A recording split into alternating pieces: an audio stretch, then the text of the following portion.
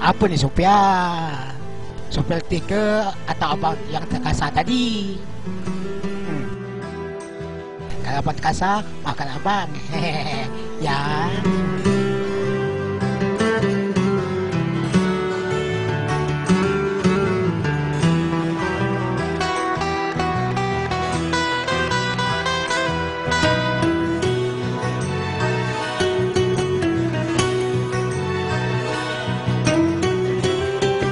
Tante, Sophia ni takut tak? Tak lah. Habis tu kenapa? Inilah masalah jodoh pilihan keluarga.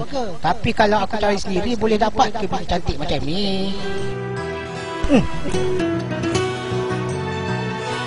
Sayang, sayang, sayang, jomlah kita cuba perlahan. Bukannya sakit, sedap. Bukannya tulang urat.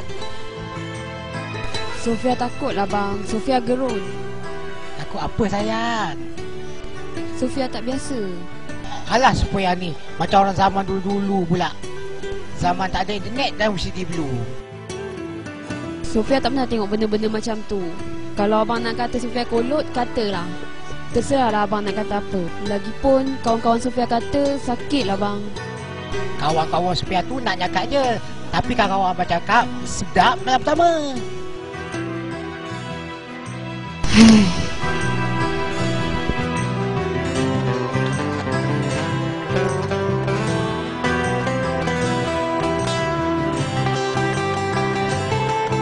Sayang, sayang.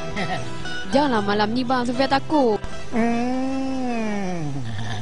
Apa nak buat? Inilah pilihan keluarga.